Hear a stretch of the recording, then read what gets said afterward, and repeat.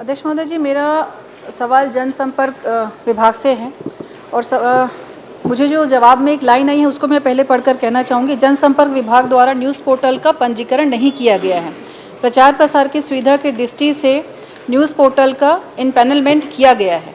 तो महोदय जी, पहला ये सवाल मेरा यही है कि जो पंजीकृत अगर नहीं किया गया है तो इसको इनपैनल करने के लिए क्या मापदंड इसके तय किए गए हैं जनसंपर्क विभाग के द्वारा? एक बार रिपीट करिए फिर से।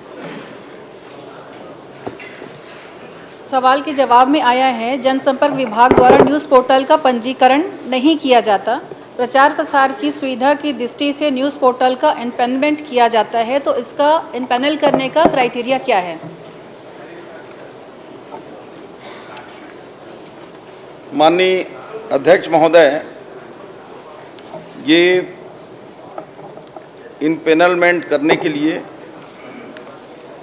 एक विस्तृत इसकी गाइडलाइन है और इसमें टेंडर भी निकाले जाते हैं और उसके आधार पर इनपैनलमेंट किया जाता है और उसके पूरे सर्कुलर विस्तार से है। बोलेंगे तो मैं माननीय सदस्य को उसको उपलब्ध भी करा दूंगा। महोदय जी, 243 पोर्टल को इनपैनल किया गया, तो क्या 243 टेंडर निकाले गए हैं इसमें? 243 जो हैं इनपैनल्ड किए गए हैं, पंजीकृत नहीं हुआ है लेकिन विभाग से 243 इनपैनल्ड किए गए हैं, तो क्या 243 टेंडर निकाला गया है इसमें?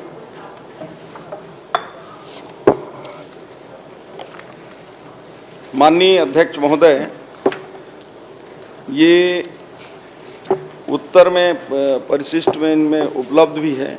ये 243 जो है वो टेंडर के माध्यम से सभी को निकाले गए हैं, लेकिन कुछ ऐसे पत्रिकाएं या स्थानीय अखबार होते हैं जिनको उनके रेट के आधार पर विज्ञापन उपलब्ध कराया जाता है। क्या मापदंड है? अगर किसी को विज्ञापन हम दे रहे हैं उसका मापदंड क्या है वो बता दीजिए।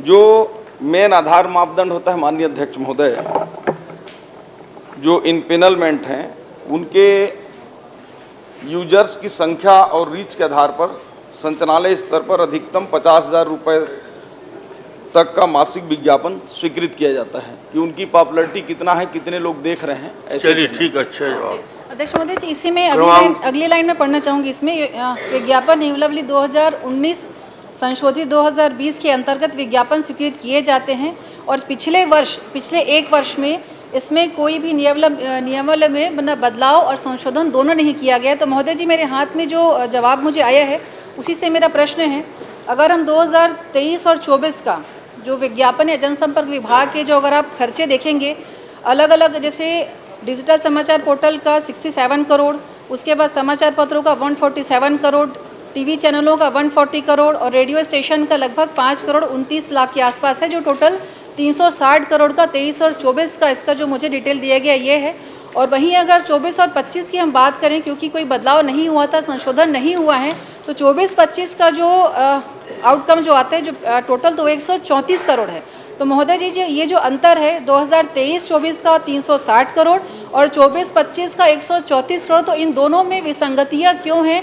क्या इसकी जांच होगी? क्या इसका ऑडिट होगा कि किस आधार पे ये विज्ञापन जो है, क्योंकि एक वर्ष जहां 136 है वहीं 23-24 में इसका डबल से भी ज़्यादा है, तो क्या कारण है? और क्या अगर इसमें कोई विसंगति दिख रही है तो क्या इसकी जांच होगी क्या?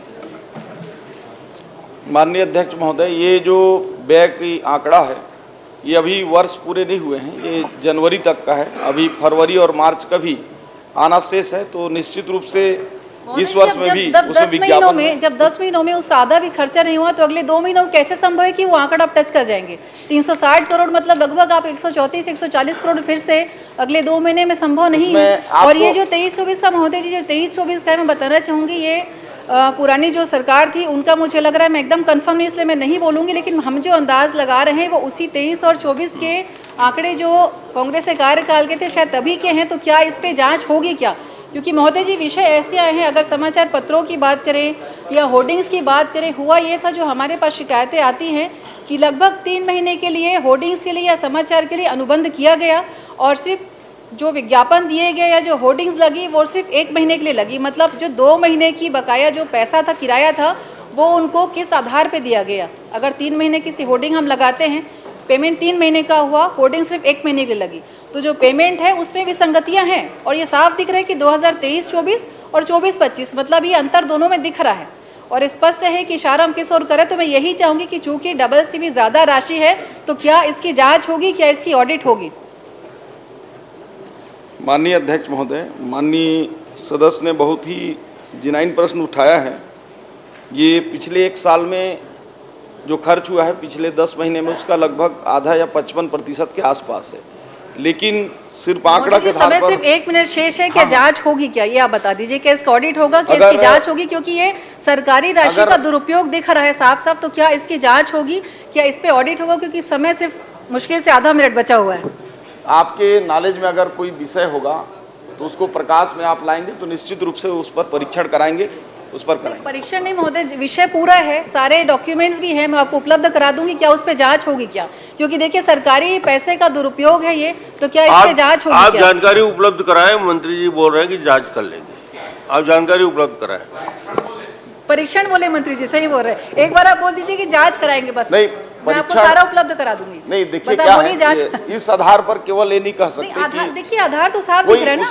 2023-24 का आप देखिए 336 करोड़ है, आप 24-25 का 134 करोड़, तो महोदय जी अंतर तो साफ दिख रहा है और पैसे सरकारी पैसे का दुरुपयोग है ये भी साफ दिख रहा है। तो बस आप ये बता दीजिए कि क्या जांच होगी? सरकारी पैसे का महोदय जी साफ दिख रहा है, क्या जांच होगी? क्या प्रश्नकाल समाप्त, बैठिए। आज